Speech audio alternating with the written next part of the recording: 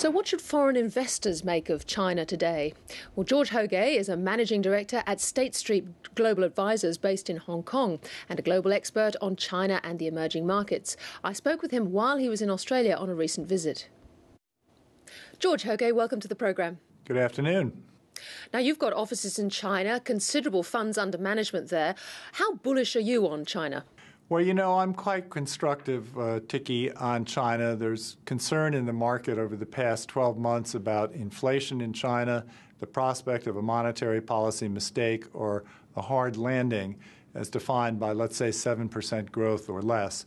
But I actually think that the tightening cycle in China is coming to an end and that next year will be a strong year for economic growth in China. So you don't see inflation as a problem in China or in emerging markets in general in Asia? It was a preoccupation of investors, certainly in the first half of the year, and emerging markets in Asia were hit by a food shock, price shock, and also oil price shock. But headline inflation in those markets is coming down. I'd say that we're roughly 3/4 of the way through the tightening cycle, but I don't anticipate a significant rise in core inflation in emerging Asia.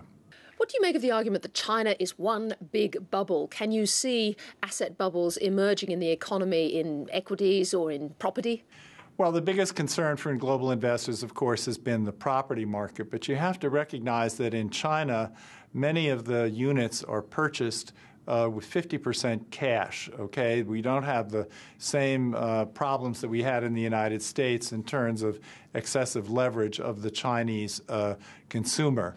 The government in China is clearly cognizant of the problems that have arisen in the real estate sector around the world, and they've adopted a number of measures to try to avoid a property bust. Certainly, there are cities where inventories have been rising, but I don't anticipate that there's going to be a massive property bust in China. Our story quotes one analyst as saying that the government is throwing too much money into building too many things that too few people need.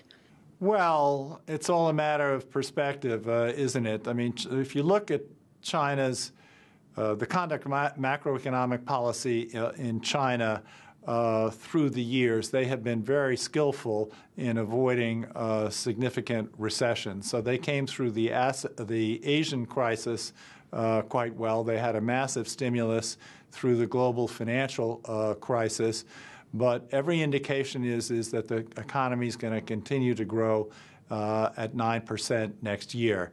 Now, it's true that the money supply growth has decreased significantly in China. At the peak, it was growing at about 28%, and it's now closer to around 16%. I'm talking M2. But again, I don't think that that's sufficient tightening such as to throw the economy into recession. So in short, you don't see one of these bubbles bursting at all and setting back growth in China? Not in the short term, no, I do not. I don't believe so. Now, obviously, China, like everybody else, could be subject to some sort of exogenous shock. I mean, they did have an outbreak of bird flu. There could be some sort of other supply disturbance. But that certainly is not my forecast for next year. And so then what about investment strategies? What are the ways that foreign investors are going long on China, if you will?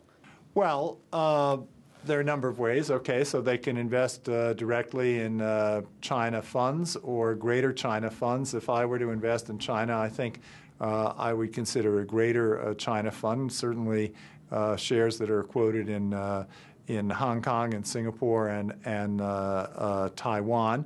And then another way to play China is actually through emerging markets, more broadly speaking. Korea now exports more to China than it does the United States. Brazil exports more to China than it does the United States, which is really quite remarkable when you think about it. And one way for investors to invest in China is not just directly through China shares quoted in Hong Kong and elsewhere, but also indirectly through emerging markets. And of course, there are a variety of mutual funds, ETFs, and other vehicles that they can use. On the other hand, if you wanted to go short on China, could one of the best ways be to go short on resources or even short on Australian resources? Well, that would be one way, is just to take an outright bet on commodities, whether it's coal or iron ore or whatever it might be. But it also, if you wanted to go short on China, then I would short stocks in Hong Kong, short stocks in Taiwan, and generally be out of emerging markets. China now represents about 10% of the world economy. As you know, its imports of certain commodities represents in many cases roughly half of the world's consumption. So obviously, if there's a significant slowdown in China, commodities are going to be hit, and investors could protect themselves by shorting commodities. George Hoguet, it's great to get your perspective. Thank you for joining us. Thank you.